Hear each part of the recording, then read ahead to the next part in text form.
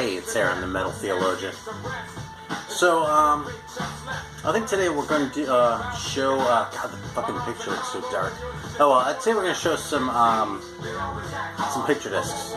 Sort of following on with the thread that Scott kind of started. I don't know if it was intended as a thread as much as he felt like showing some picture discs, but I was kind of inspired, so I'm going to show off a few of mine. I'm going to talk about them just a little bit, too. So, yeah, this isn't going to last much longer, but check that shit out, man. Fucking so good, dude. Fucking, you know what this is called? This is called beating Fantano with his own game. That's right. So this is what we're listening to, man. Fucking Gangstar. I've been playing the shit out of this record, man. This is like one of my favorites right now. It's fucking just rap, like non-stop. So anyway, I love this record. Yeah, and we have a couple sort of cultural things actually. So let's start out with a drink, okay? Because I'm kind of thirsty. Today we went to the Asian store today, so I have this Nestle Milo, which I never had before.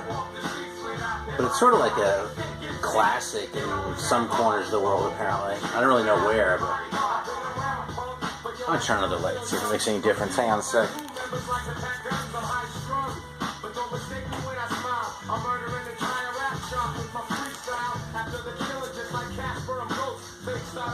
That's a little better. Yeah, it's actually a lot better. Okay, cool. So anyway, now you can see the can a little bit better. There's that fucking Milo shit. The guy's playing soccer because it's international. Actually, no, he's playing basketball. What the hell? So it's a chocolate-flavored nutritional energy drink. I'm expecting it's going to be a lot like a Yoo-Hoo. But I've been seeing this shit around for a long time, and I've actually never had it. So it says best served chilled, shake well before opening, consume immediately after opening. Let's shake this fucker up. This isn't really a soda, I suppose. It's kind of a little bit of a cheat here, but you know, whatever. Yeah, while I'm shaking this fucker, Pat from Ground Zero Salem's been showing off video games that he's been scoring. I'm kind of into that, so this isn't a recent score, but I've been playing the shit out of Euphoria, which I guess is called Hebereke in Japan. Yeah, it's kind of a weird-ass game. It's, yeah, it's awesome, though. It's, like, cutesy, like Nintendo shit, but it's sort of, it's sort of like Metroid in that you have to, like, go around, like, looking for different shit and, like, fighting little mini-bosses and shit like that, and it's awesome, man. I'm having a lot of fun with it. So, and it's, like, challenging enough to keep me interested. It's not so hard that it's, like, frustrating, you know. It's not like fucking Ninja Gaiden or something like that, so, you know. Alright, so here we go.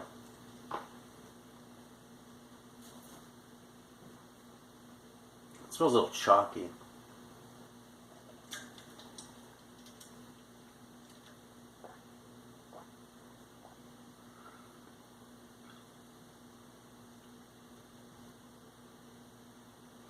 I don't know if I'd really say it's chalky, but it doesn't really taste like real chocolate. It's sort of like a Yoo-Hoo, only not as good.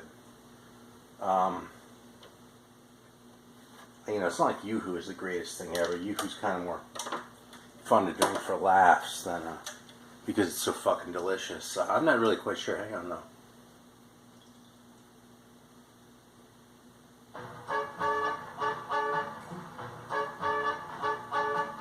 There's something kind of artificial. There's like an artificial undertone to this thing that I can't quite put my finger on.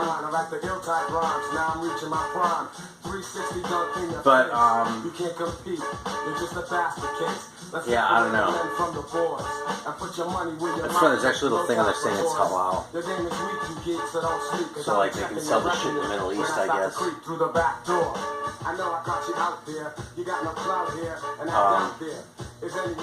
Yeah, I don't know. I mean, it's a product of Malaysia. I gotta say, I don't really get what the big deal about this shit is. I mean, maybe it's my American taste, just not really sufficiently appreciating this shit, but I don't know, man.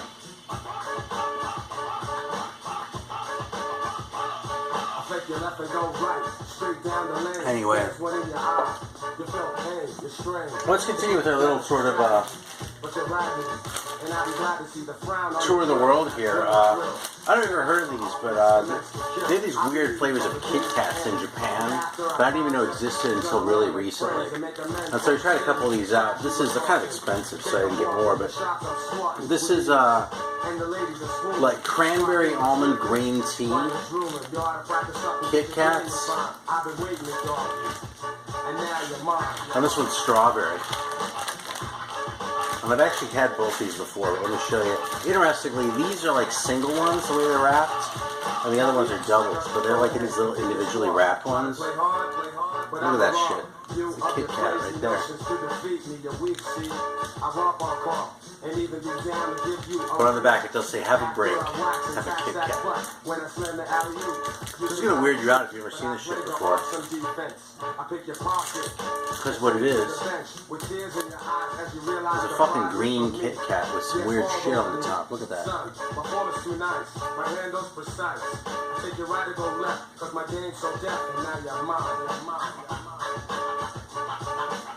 And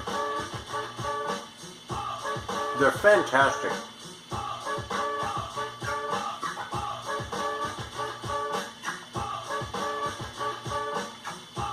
Like,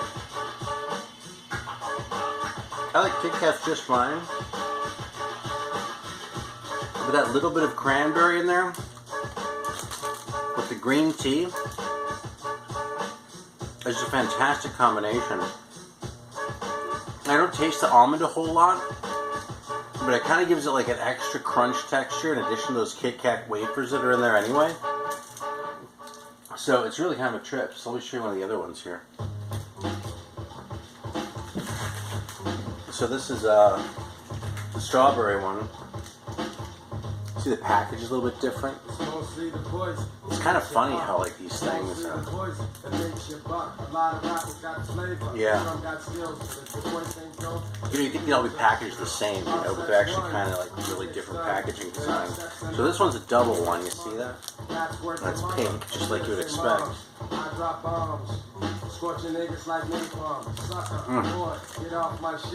And this is like a really intense strawberry flavor. You better change your behavior. Battling gangsta, no religion can save ya. My religion is rap. R.A.P. But like, with that really like hot pink, you would think it'd be super artificial tasting. Or it's really not. Like, I can't get a piece down to show you, of course, but there's actually little chunks of strawberry in there.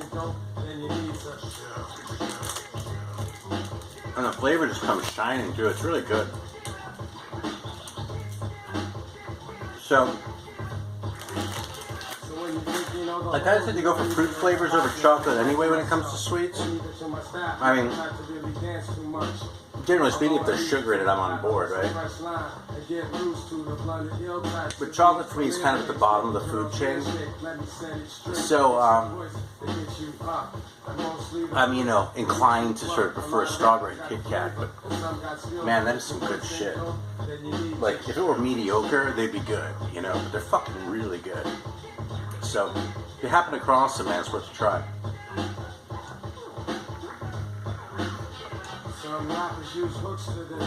Alright. Clear my palate here, so my mouth is all gummy.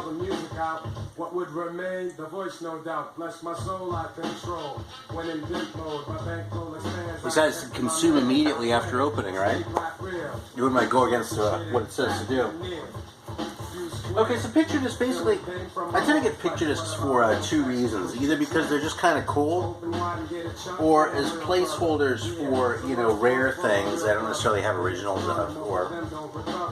So there are a couple of here. Some of these I've actually gotten originals of since I got the records that I'm going to show, but they're kind of cool. So like, here's one. This is the Dragon record, and this is a Brazilian edition of it, which is of very questionable legitimacy, but it looks pretty nice. This is kind of the exception that proves the rule in regard to newer picture discs sounding better than older ones, because they definitely do, by the way.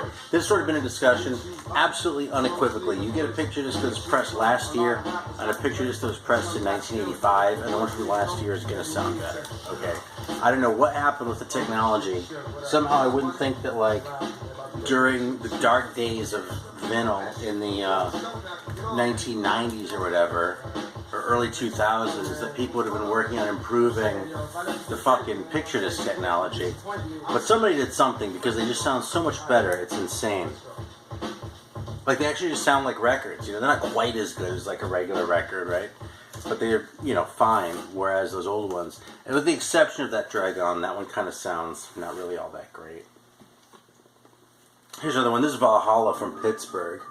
I've turned this one up too since I got this picture disc. But, you know, it's a nice sounding placeholder. A really cool sort of epic record.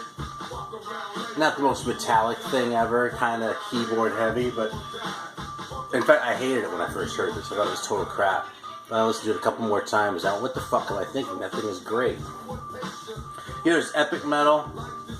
And some of it, like Manowar, is more metal than epic. Well, this is more epic than metal, which is ironic, actually, because Manowar is probably more epic than these guys, but they're a lot more metal. But Valhalla's good, man. This is all they ever did. You know, this one band. I think they're from Pittsburgh, definitely from Pennsylvania, and you know, it's a fun record. It's cool. This one's a little bit of a holy grail. I put all these white covers, by the way, or whatever cover color I happen to have, just because the plastic things are a lot less annoying that way. But this one, you know, this is like a new wave British heavy metal jam, and originals of this are just like, probably no more rare than a couple of those other ones, but I haven't ever come across an original of this one for a price I was willing to pay. This is Let Battle Commence by Warrior. And this is a really cool record. It is, it's very kind of Thin Lizzy-ish. It's almost more like a, it comes off almost more like a 70s hard rock album than a true metal record. I kind of think it gets lumped in with the new wave of British heavy metal more because of, you know, when it came out than, and the circumstances under which it came out too, I suppose. I mean, it was a private press, like a 500 run, you know. But I think it's probably those reasons more than anything else, which is why it sort of gets lumped together with that stuff. Because if you like Ashbury, it's probably more like that. You know, it's a lot less like, you know, Manowar, say, and a lot more like, you know, maybe like Mark of the Beast era, Manila Road, or something like that, too. So here's another one. It's one that Mr. Bip Bop Boom spent a long time talking about. Here's one where, as you can see, I got so disgusted with the plastic that it came in that I just replaced it with a real inner. So I'll just take it out of there. But this is Metal Bats by Vortex. Never had an original of this in my hands. Hopefully someday. But in the meantime, this one sounds pretty good and has been tiding me over, you know. It's actually one of my favorite bands from the Netherlands, probably Vortex. I was going to say, you know, cool band from the Netherlands, but the fact is, for some reason, the Dutch, for all the bands that came out of the Netherlands, a lot of them just don't really appeal to me a whole lot, you know, like Sad Iron, or, you know, Wasteland, not Wasteland, Out in the Wasteland by Leader is the record I'm trying to think of, or a lot of these other ones, you know, it's not, I can't think of any Dutch bands right off that are bad, but I can't think of very many that are really superior. But Vortex is a lot of fun, man. Open the Gate, great LP. This is one from before. I actually have an original of Open the Gate, but not Metal Bats, so that one's filling the place in the meantime. And then finally, in this sort of first batch here, we got this one, which is a band from, you know, some, I don't even know. I should know. I want to say they're from Spain, but I'm not sure if it's true. It's funny because this was actually pressed in Chicago. But anyway, this is Thor. Not the same Thor as like the Canadian cornball, obviously, maybe. But it has a regular cover and an insert and shit. Look at this fucking record, man. I mean, that's the kind of vinyl you want on your record player, right? I mean, look at that shit, you know? And fucking that other cornball, I mean, he's all talking about, like, fucking working out and shit, and how much you can bench. And this guy's like, Emissario de Sata, and Transylvania, and Blasphemias. Yeah, my Spanish, Soy la muerte, Anticristo. Yeah, my Spanish isn't all that great, but it's that good. I can read those words. So, combustion. So yeah, these guys might have been from South America. Yeah, I feel like it showed, because I don't know this. We're going to be showing this stuff off, but... Oh well, whatever. It's like early 80s. It's kind of a lost classic, except I don't know if it's really much of a classic. Nobody's heard of it ever. But, you know, someone cared enough to press up a few of these, and I'm really glad they did, because I don't know if I'll ever come across an original, and I don't know if I want to pay for it if I do, you know? But it'll lead that to bigger fans. So the rest of the ones I'm going to show are originals, and most of these are just kind of lucked into, or they just sort of ended up in my collection one way or another. This one was actually sealed when I got it, and it stayed sealed in my collection for the better part of 20 years until I got into death metal about a year ago in a big way, and actually busted out this original Symphonies of Sickness by Carcass. And it was showing up. It was just like a bunch of like gore and eyes and shit. It's kind of a dumb looking picture of him on the back there. I mean, it's kind of funny, don't get me wrong, but you know. So, excuse me, yeah, great record. Early E-Rake, it's Masha 18P, which I assume is for Picture Disc. And I actually found this in the basement of a record shop in San Francisco for $5. It was still sealed like from back in the day. And of course the original plastic it was in was all trashed, so I took care of that. That's sort of, you know, giving it a new home in here. I don't know, there's a part of me as a collector that like kind of takes issue with the idea of like getting rid of the original packaging. You know, that feels kind of sacrosanct. But the fact is that's so shitty so much of the time. A lot of the times the record's just bad for them, you know what I mean? Like it'll stick to them and fuck them all up in that. One I didn't pull out, actually, I have a copy of Inverted Crosses by The Unsane. It was a new Renaissance fucking 6th rate band. But there's like an insert in it that I didn't have, but it like made all these fucking marks like on the plastic and then on the record too. Like just all fucked up, man. And the thing sounds like absolute shit. I don't know how much of it is because of the fact that it's pictures from the 80s and how much of it is just because of the fact that it was packaged so poorly, you know. This one is still in the original one. There's a little hype sticker on there. It's a picture of Game Over by Nuclear Assault. We've got our combat logo on the back there. Where is it? Is my hand over it? No, it's right there. So it's kind of a classic, you know. It's a little embarrassing how recently I got actually, I got this in my regular copy of my Picture Disc at almost the same time, just through sort of a little fluke of circumstance. You know, sometimes these things just sort of fall into your hands. Yeah. The next one is one that always makes me think of Mr. Greeno, who barely makes videos anymore, by the way. But, yeah, this is a record that he's hyped a lot. And I sort of go back and forth. Thought I'm still kind of learning to appreciate this record, but it is growing on me a lot. And it's Doomsday for the Deceiver by Flotsam and Jetsam. Yeah, this is one of those Metal Blade ones, actually. If you look at these, a lot of these are really kind of corny. They just sort of took the square cover and put it in the middle. Like there was I know there was a version of Hell Awaits that was like this. There was Don't Break the Oath that was like this too, where they just like picked some color like for the outside and just sort of called it good, you know. It's kind of cheap, really. Oh shit, the record ended. What are we going to listen to? Well shit, let me put this one back and then we'll pull something out. There's only one record left, actually, but I can't sit here and just have it be silent, right? I mean, what the fuck is TuneCore going to do if they can't ding me? I mean, I hate those fucking guys. CD Baby, they're okay in my book, man, but TuneCore, fuck them. Those fucking sons of bitches, man. Anyway, Fucking dishonest motherfuckers. And stupid.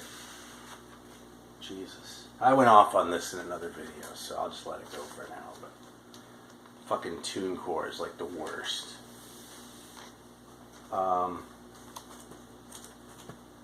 Whatever, man. I think I'll put on some of that Vortex is what I'll do. No, I'll put on some of this Thor record, man. This is probably the most obscure one in here. See, I'll let you hear a piece of this fucker. So let's bust it out, man. I'll tell you right now, it's not the greatest thing ever. It's just a cool record. It's fun. You know. It's an enjoyable listen. Sort of like a lot of these, really. You know, I don't know if I really have any all-time classics right here, but maybe I do. Anyway, the last one.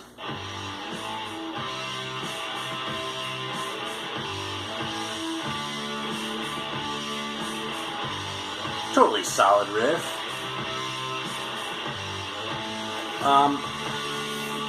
So this last one is one that I've actually had since way back in the day. No shit, I've had this since probably about 1985, 86. And this is my original Aces High picture disc. So there you go. And on the back you've got that thing, so like when he spins, you know, it sort of goes around, looks all weird and awesome. Yeah, way cool. It was really kind of an important record in my life. I mean, first of all, it's, you know, an artifact when I was first discovering Iron Maiden, which was a long time ago now.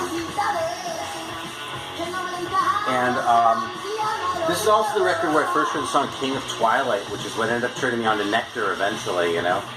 I had no idea who that was until I, you know, a couple years later and realized it was a cover and went, oh my god. I went to search out the original and ended up with the Passport version of the record, which sounds like shit. And I got the United Artists one, which sounds great. Went through that whole process, you know. Just like everyone else, I'm sure. So I had some picture discs. And, yeah. It was fun showing some of these. Just like this record's fun. And, yeah. That's pretty much what I've got for right now. Maybe I'll do a part 2 at some point. I know I have more. I just sort of pulled a few of them out. You know, some of the ones that came to mind in that. I don't know if I have as many as Scott does, but there are definitely more over there. So let's see what happens. Anyway, thanks for stopping by. And until next time.